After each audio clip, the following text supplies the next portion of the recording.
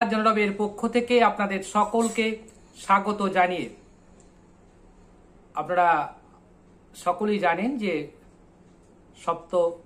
সপ্তম দফার ভোট শেষ হয়ে গেছে। 36টা আসনে ভোট হওয়ার কথা ছিল। দুজন প্রার্থীর মৃত্যুর কারণে জঙ্গিপুর এবং শামশেরগঞ্জ বিধানসভার ভোট স্থগিত রয়েছে, সেটা 16ই মে অনুষ্ঠিত হবে। বাকি 34টা আসনে ভোট 26শে এপ্রিল হয়ে গেছে। এবার অষ্টম দফার ভোট আজ আমরা জেনে নেব বা আমরা জানানোর চেষ্টা করব যে এই অষ্টম দফার যে ভোট হবে 35টি আসনে, এখানে আসলে কে কতটা কেমনভাবে এগিয়ে থাকবে, কার কতটা সম্ভাবনা আছে জেতার, সেই বিষয়টা নিয়ে আপনাদের দৃষ্টি আকর্ষণ আমরা করব।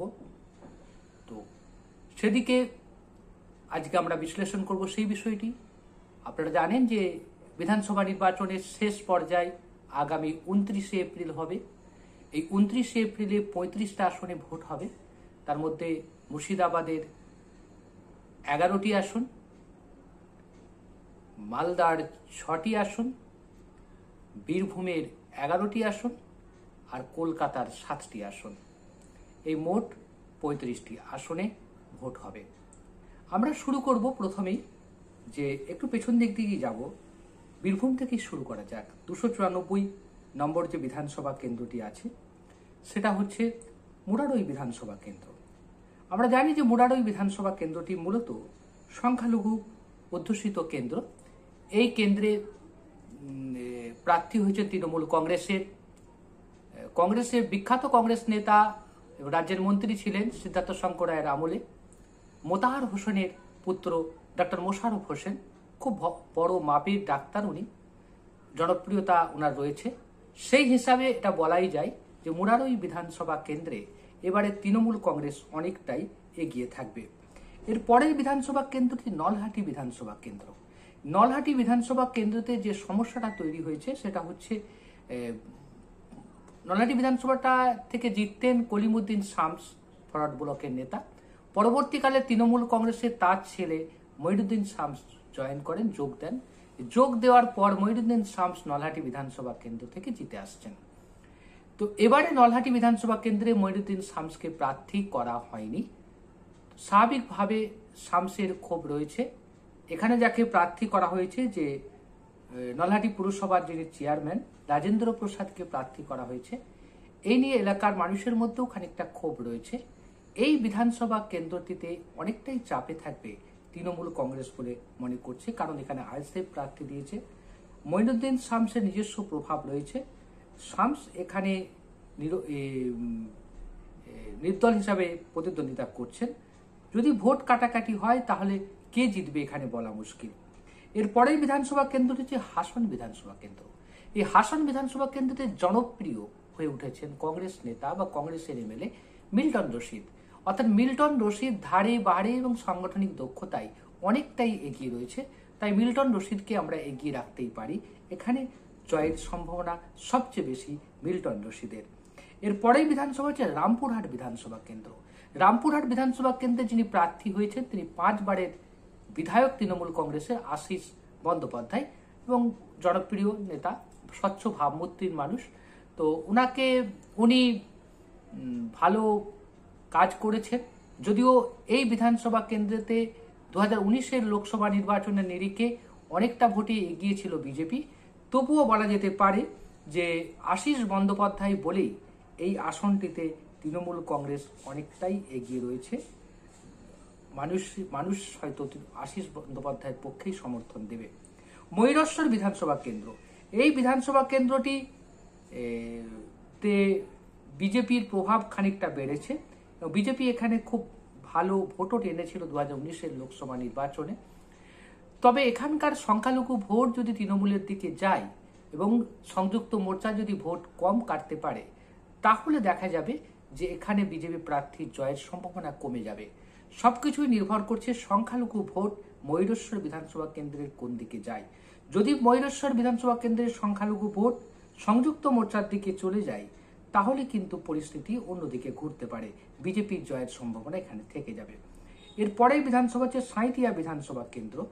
এখানেও 2019-এর লোকসভা নির্বাচনে সামান্য ভোটের ব্যবধানে এগিয়েছিল তৃণমূল কংগ্রেস। এখানে বিজেপি যাকে প্রার্থী করেছে, প্রিয়া সাহাকে প্রার্থী করেছে। এই প্রার্থী পদ নিয়ে গন্ডগোল আছে, দলের মধ্যে অসন্তোষ রয়েছে, ক্ষোভ রয়েছে, গোষ্ঠীদ্বন্দ্ব রয়েছে। ফলে এখানে আমরা দেখতে পাচ্ছি যে বর্তমান যিনি বিধায়ক আছেন নীলাবতী সাহা, যিনি তৃণমূল কংগ্রেসের প্রার্থী হয়েছেন, তার জয়ের সম্ভাবনা খানিকটা হলেও বেশি। আমরা লাভপুর বিধানসভা কেন্দ্র দিকে তাকাই, যেখানে মনিরুল ইসলাম ছিলেন তৃণমূল কংগ্রেসের বিধায়ক। তাকে এবার প্রার্থী করেনি তৃণমূল কংগ্রেস, তিনি বিজেপিতে চলে গিয়েছিলেন। তারপরে কি হয়েছিল সেটা আমরা বুঝতে পারিনি বা জানতেও পারিনি। মনিরুল ইসলামকে বিজেপিতে গ্রহণ করা নিয়ে অনেক সংকট তৈরি হয়েছিল, বিজেপি দলের মধ্যে সমস্যা তৈরি হয়েছিল, যার ফলে মনিরুল ইসলামকে সরিয়ে দিতে হয়েছিল বিজেপিকে। তাই এবারে তৃণমূল কংগ্রেস মনিরুল ইসলামকে আর প্রার্থী করেনি, তার বদলে যাকে প্রার্থী করছে তার নাম হচ্ছে অভিজিৎ সিংহ। কিন্তু এখানে সংখ্যালঘু ভোট একটা বড় অংশ রয়েছে। এই সংখ্যালঘু ভোট কোন দিকে যাবে, কারণ সংযুক্ত মোর্চার যিনি প্রার্থী হয়েছেন সাইফুল ইসলাম মোল্লা, তিনিও খুব এলাকায় জনপ্রিয় এবং মোটামুটি তার প্রভাব রয়েছে। তো সেই দিক থেকে যদি ভোট কাটাকাটির অঙ্কে এই কেন্দ্রে কে জিতবে বলা খুবই মুশকিল। লাভপুর বিধানসভা কেন্দ্রটির কথা বলছি আমরা। নানুর বিধানসভা কেন্দ্রতে বরাবরই সংখ্যালঘু ভোট এখানে ভালো, এবং সংখ্যালঘু ভোটের দৌলতে তৃণমূল কংগ্রেস এগিয়ে থাকবে বলেই আমরা মনে করছি। এরপরে হচ্ছে বোলপুর বিধানসভা কেন্দ্র। বোলপুর বিধানসভা কেন্দ্রতে সমস্যা রয়েছে অনেকগুলো। তৃণমূল কংগ্রেসের গোষ্ঠীদ্বন্দ্ব আছে, তৃণমূল কংগ্রেসের মধ্যে অভ্যন্তরীণ লড়াই আছে, বিজেপির মধ্যেও রয়েছে। বিজেপি এখানে ভালো দাগ কেটেছে, তারপরেও বলা যাবে যে তৃণমূল কংগ্রেস এখানে এগিয়ে রয়েছে। এটা হচ্ছে বীরভূম জেলা সভাপতির অনুব্রত মণ্ডলের খাস তালুক বলা হয়, অতএব স্বাভাবিকভাবে এখানে অনেকটাই এগিয়ে থাকবেন। এরপর হচ্ছে সিউড়ি বিধানসভা কেন্দ্র। সিউড়ি বিধানসভা কেন্দ্রতে এবারে তৃণমূল কংগ্রেস প্রার্থী পরিবর্তন করেছে। তো দাবি ছিল ভূমিপুত্রকে প্রার্থী করা হোক, কিন্তু বাইরে থেকেই প্রার্থী দেওয়া হয়েছে বিকাশ রায় চৌধুরীকে। এখানে সম্ভবত বিকাশ রায় চৌধুরী অর্থাৎ বীরভূম জেলা সভাধিপতি বিকাশ রায় চৌধুরীকে প্রার্থী করেছে তৃণমূল কংগ্রেস।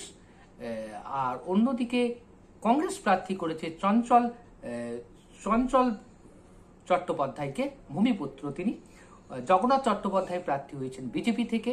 তো স্বাভাবিকভাবে লড়াই এখানে জমে উঠেছে। শেষ পর্যন্ত কে জিতে সেটা এখন দেখার। ত্রিমুখী লড়াই সিউড়ি বিধানসভা কেন্দ্রেতে হবে। এর পরের বিধানসভা কেন্দ্র হচ্ছে দুবরাজপুর বিধানসভা। এখানে বিজেপির দাপট অনেকটাই বেড়েছে, বিজেপির তার প্রভাব অনেকটা ধরে রেখেছে। 2019-এর লোকসভা নির্বাচনে আমরা দেখেছি অনেকটা এগিয়ে ছিল বিজেপি, এবং 21-এর ভোটও তারা জিততে চাইছে এইভাবেই। কিন্তু গতবারে যিনি তৃণমূলের বিধায়ক ছিলেন তিনি এবার টিকিট পাননি, নতুন প্রার্থী দেওয়া হয়েছে ড্যামেজ কন্ট্রোল করার জন্য। ড্যামেজ কতটা কন্ট্রোল হয়েছে সেটা পরে বোঝা যাবে, কিন্তু লড়াই হবে হাড্ডাহাড্ডি, যে কেউ জিততে পারে। বিজেপির জেতার সম্ভাবনা এখানে একটু বেশি। এরপর আমরা আসবো কলকাতায়। কলকাতায় যে 7টি বিধানসভা কেন্দ্রতে ভোট হবে অষ্টম দফায়, অর্থাৎ 29শে এপ্রিল যে ভোট হবে, সেই ভোটে আমরা দেখব যে কলকাতায় 7টি বিধানসভা কেন্দ্রতেই ধারে ভারে এবং সাংগঠনিক দক্ষতায় তৃণমূল কংগ্রেস অনেকটাই এগিয়ে আছে। কাশীপুর বেলগাছিয়া বিধানসভা কেন্দ্রের কথা যদি আমরা ধরি, যেখানে তৃণমূল কংগ্রেস যাকে প্রার্থী করেছে অতীন ঘোষ, খুব জনপ্রিয়, উত্তর কলকাতায় জনপ্রিয় নেতা, সাংগঠনিক দক্ষতা আছে, তৃণমূল কংগ্রেসটা তাকে পেয়ে উজ্জীবিত। অতএব কাশীপুর বেলগাছিয়াতে অতীন ঘোষের জয় নিয়ে কোন রকম সংশয় থাকার প্রয়োজন নেই। অর্থাৎ অতীন ঘোষ ওখানে অনেকটাই এগিয়ে রয়েছে বিজেপির তুলনায় বা অন্য দলগুলোর তুলনায়। এরপর আমরা বলবো মানিকতলা বিধানসভা কেন্দ্রে। মানিকতলা বিধানসভা কেন্দ্রে যিনি তৃণমূল প্রার্থী সাধন পাণ্ডে, তিনি এর আগে 8বার জিতেছেন, এটা নিয়ে 9বার জিতবেন। তো এবার বলা হচ্ছে যে সাধন পাণ্ডের বিরুদ্ধে যাকে প্রার্থী করা হচ্ছে কল্যাণ চৌবে, তো কল্যাণ চৌবে সেই অর্থে উত্তর কলকাতার মানুষের মন জয় করতে পারবে বলে আমাদের মনে হয়নি। কিন্তু তবুও বিজেপির এখানে প্রভাব অনেকটাই বেড়েছে, ধারে ভারে খানিকটা হলেও এগিয়ে রয়েছে মানিকতলার বর্তমান বিধায়ক সাধন পাণ্ডে, ক্রেতা সুরক্ষা মন্ত্রীও বটে উনি। এরপরেই বিধানসভা কেন্দ্র হচ্ছে শ্যামপুকুর বিধানসভা কেন্দ্র। শ্যামপুকুর বিধানসভা কেন্দ্রটিকে বলা হয় অজিত পাঁজার খাস তালুক। অজিত পাঁজা এখানকার তার যে সাংগঠনিক যে ক্ষমতা, তারই বৌমা শশী পাঁজা এখানকার এমএলএ। এই এলাকাটা পুরোটাই হিন্দু অধ্যুষিত এলাকা। এখানে বিজেপি মেরুকরণ ভোট করার চেষ্টা করছে।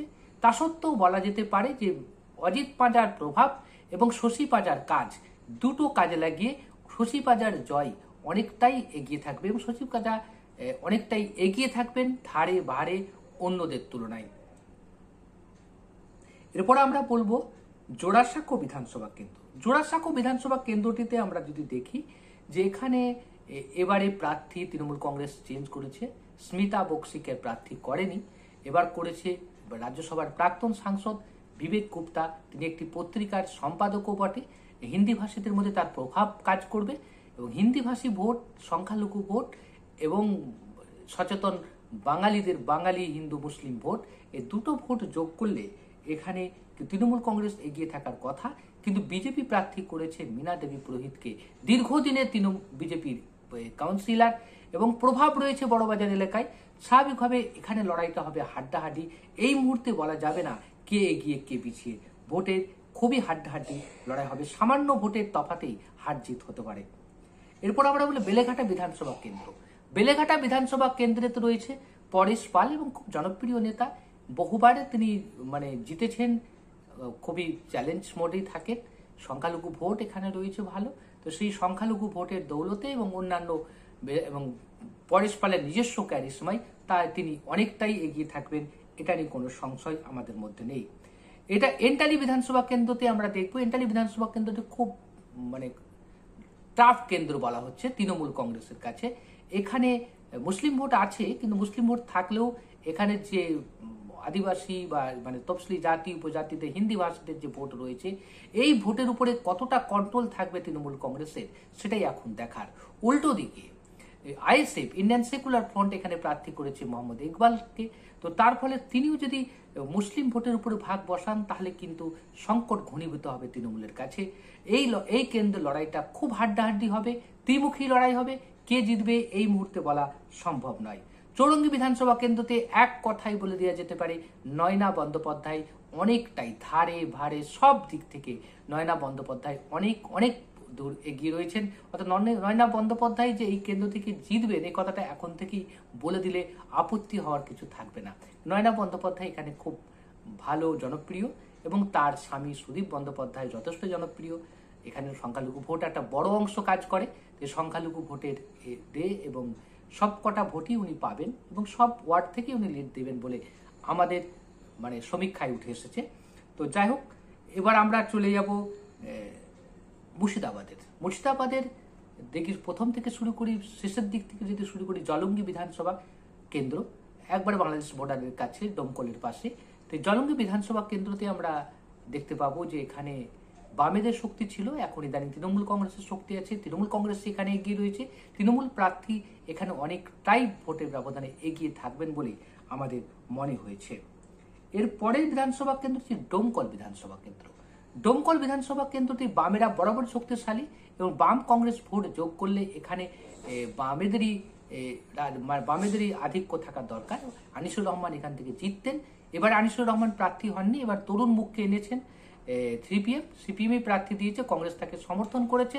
এই অবস্থায় বলা যেতে পারে ডোমকল বিধানসভা কেন্দ্রে তৃণমূল কংগ্রেস যাকে প্রার্থী করেছে জাফিকুল ইসলামকে, জাফিকুল ইসলাম যদিও এলাকায় জনপ্রিয়তা কতটা আছে জানি, তার মার্শালম্যান খুব দক্ষ আছে, কিন্তু তিনি জিতবেন কিনা সে নিয়ে সংশয় আছে।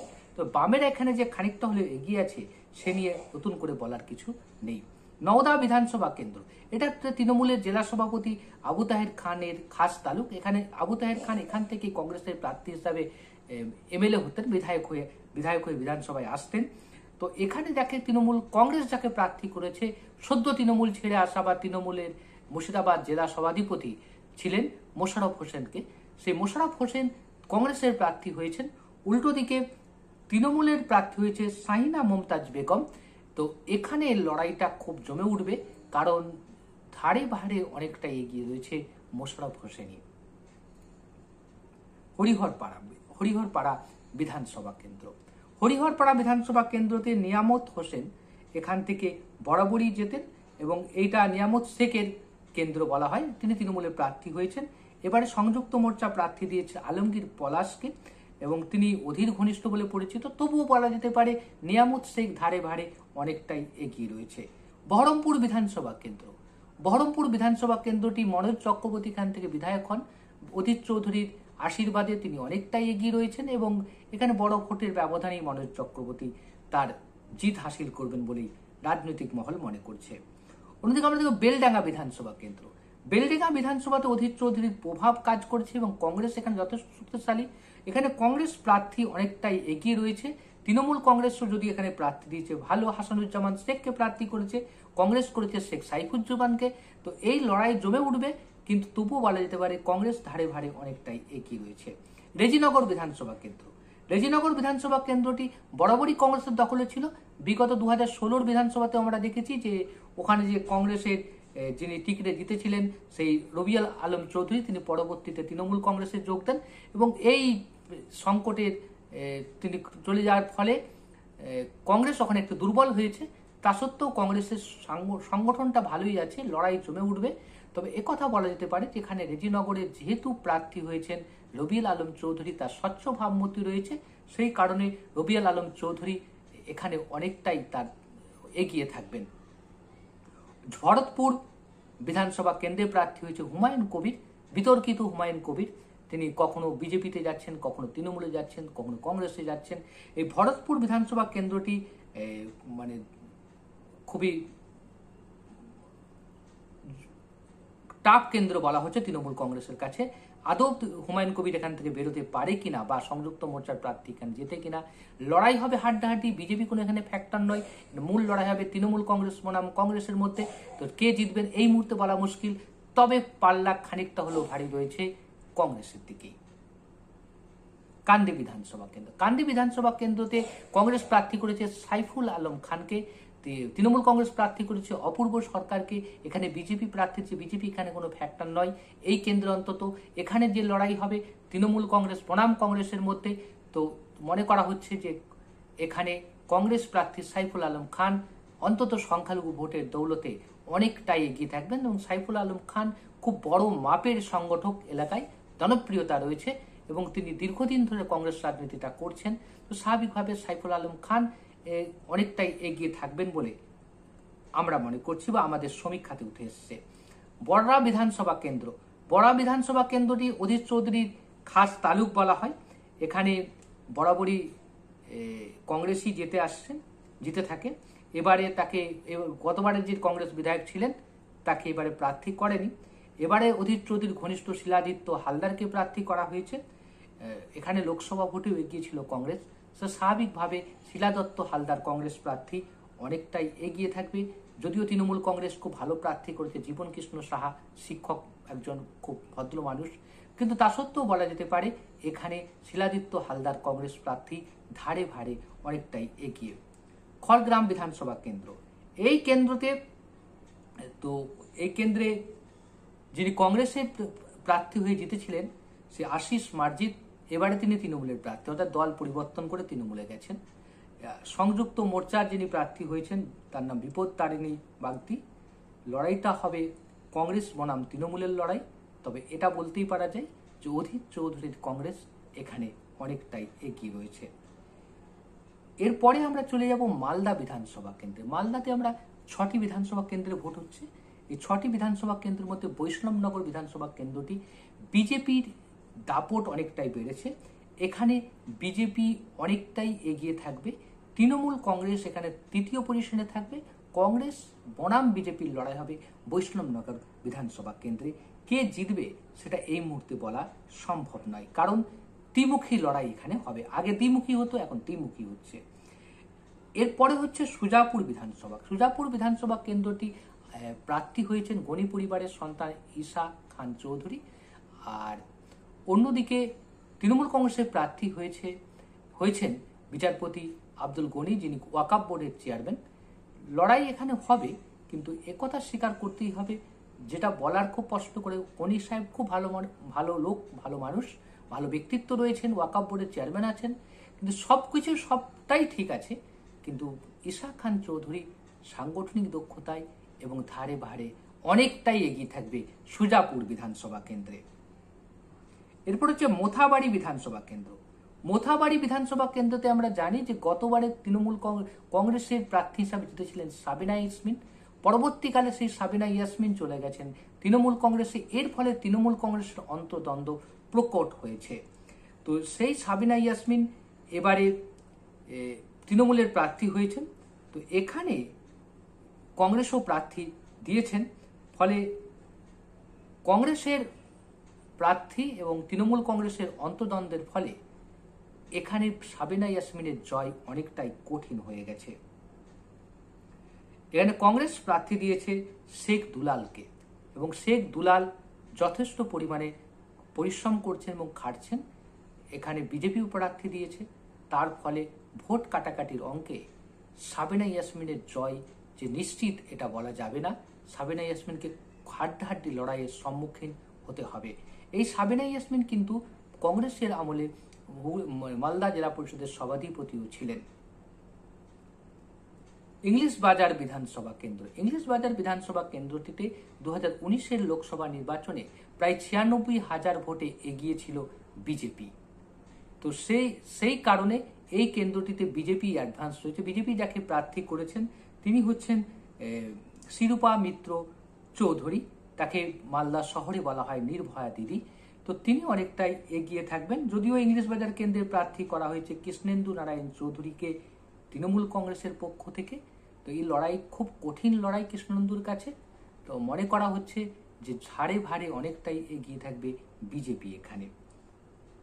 মালদা বিধানসভা কেন্দ্র, মালদা বিধানসভা কেন্দ্রতে বিজেপির প্রভাব অনেকটাই বেড়েছে। তো ধারে ভাড়ে বিজেপি অনেকটা এগিয়ে থাকে। বিজেপি বনাম কংগ্রেস এখানে লড়াই হবে। তৃণমূল কংগ্রেস তৃতীয় পজিশনে থাকতে পারে। মানিকচক বিধানসভা কেন্দ্রটি, মানিকচক বিধানসভা কেন্দ্রটি বামেদের দখলে বরাবরই ছিল। পরবর্তীকালে এই কেন্দ্র থেকে সাবিত্রী মিত্র জয়ী হন, আর বর্তমানে সেখানে সাবিত্রী মিত্র প্রার্থী হয়েছে তৃণমূল কংগ্রেস থেকে। কংগ্রেসের প্রার্থী হয়েছেন মোত্তাকিন আলম। যদিও সাবিত্রী মিত্র এই মোত্তাকিন আলমের কাছেই গতবারে 2016-তে হেরে গিয়েছিল। এবারে মুখোমুখি সাবিত্রী মোত্তাকিন। গেরুয়া শিবির এখানে প্রার্থী দিয়েছে, অর্থাৎ বিজেপি এখানে প্রার্থী করেছে জেলা পরিষদের সভাধিপতি গৌরচন্দ্র মণ্ডলকে। লড়াই এখানে হাড্ডাহাড্ডি হবে। ত্রিমুখী লড়াইয়ে কে জিতবে বলা মুশকিল। আবারও আমরা বলি যে আমরা সবকিছু সিদ্ধান্ত নিয়েছি যেটা আমরা ভেবেছি তার উপর ডিপেন্ড করে। এটা কোনো কারো পক্ষে প্রচার নয়। আমাদের মনে হয়েছে যে এই প্রার্থীগুলো, এই দল এখানে এগিয়ে থাকতে পারে ভোটের আগেই, সেই কথাটা আমরা বলতে চাইছি। এবং গ্রাউন্ড লেভেল বলতে মানে আমরা গ্রাউন্ড রিপোর্ট, মাটি থেকে রিপোর্টটা নিয়ে এসে আমরা আপনাদের সামনে তুলে ধরলাম। ভালো লাগলে শেয়ার করবেন, লাইক করবেন, সাবস্ক্রাইব হয়ে পাশে দাঁড়াবেন এবং আপনারা আপনাদের মতামত জানাবেন। আমরা সেই মতামত অনুযায়ী কাজ করব। আপনাদের মতামত আমাদের কাছে খুবই গুরুত্বপূর্ণ। আজ এই পর্যন্ত।